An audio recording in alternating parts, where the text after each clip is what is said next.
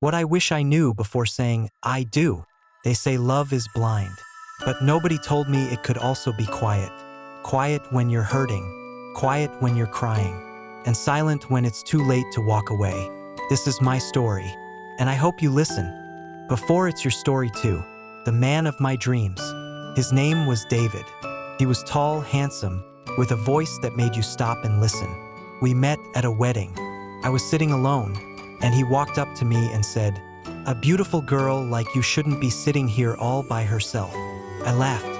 He made me feel special, important. From that day, we talked every day. He sent good morning texts, called every night, and brought flowers to my office. He made promises. "I want to build a life with you. You're the woman I've been praying for. With you, I feel complete."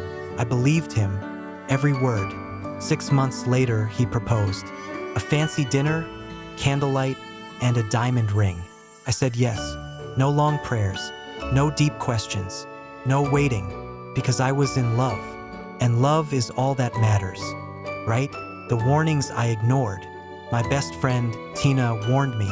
"Amaka," she said, "do you really know this man?" "Yes," I said quickly. "He loves me." She shook her head. "Love is not enough. Do you know how he acts when he's angry? How does he treat his mother? What are his dreams, his struggles? You haven't even met his siblings." But I didn't listen. I thought she was jealous. Pushed her away. I didn't speak to her again until years later. Even my mom said something once. "He doesn't say much, Amaka. He smiles too fast but hides too much. He's just shy." I said, "Give him time." But deep down, I had questions too. David never talked about money. When I asked where he worked, he said, "I'm into business." When I asked what kind, he laughed. "Many things. You wouldn't understand." One day we were late to church. I was rushing him. He suddenly shouted, "Can't you see I'm trying? Stop nagging me like a goat." I stood there in shock. He apologized later. He bought me flowers, and I stayed. The wedding day. The wedding was big and beautiful. White dress, tall cake. Everyone is dancing. People said, "You're lucky, Amaka.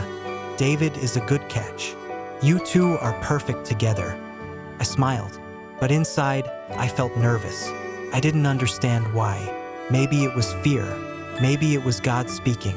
But I shook it off.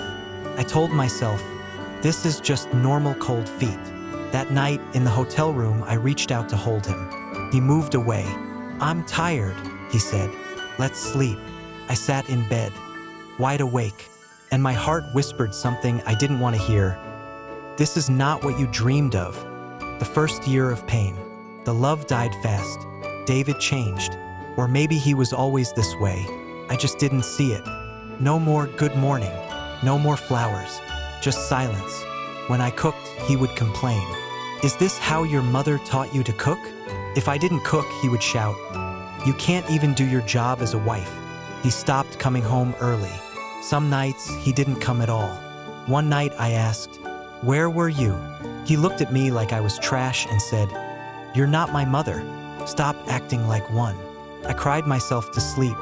I told myself, "Be patient, Amaka. You're his wife. You must stay." I got pregnant. I thought maybe a baby would change things, but he got worse.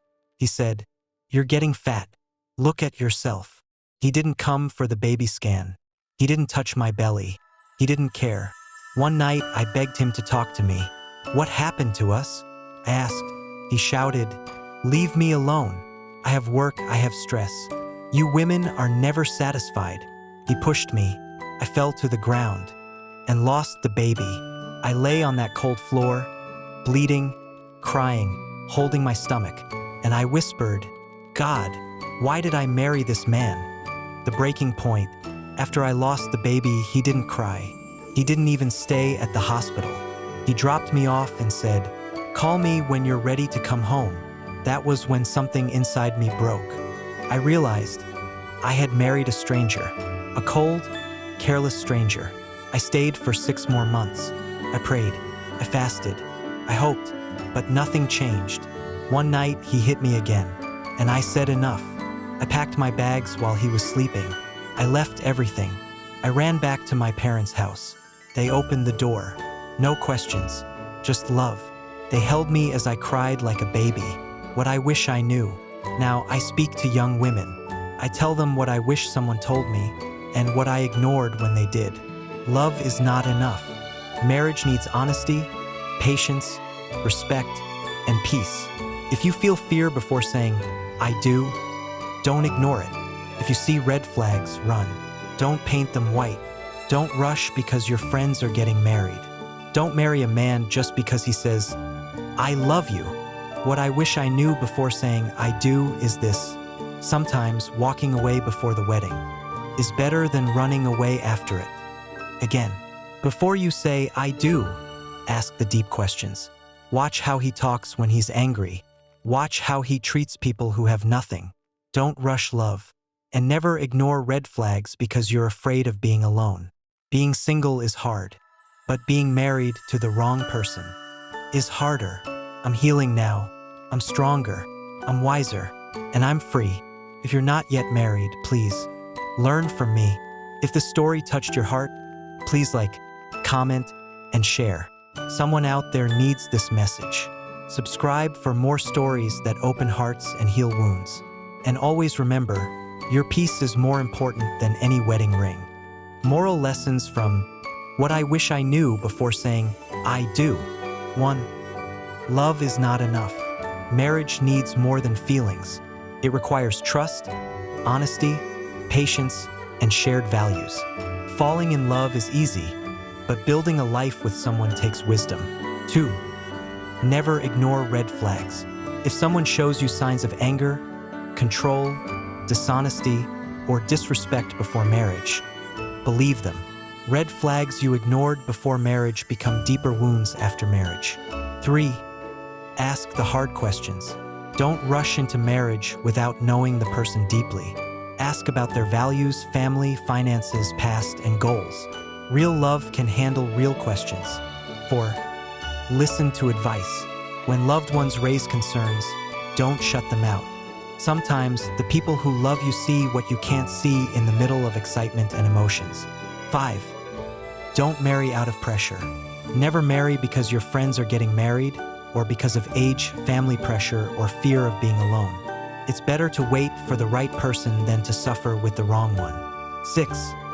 Your peace is priceless. No ring, wedding, or man is worth your mental health, peace, or safety. It's okay to walk away, even after saying yes. Final wisdom. Before you say, I do, make sure you're not saying, I will suffer silently. Marriage is not just about the wedding day, it's about every day after that.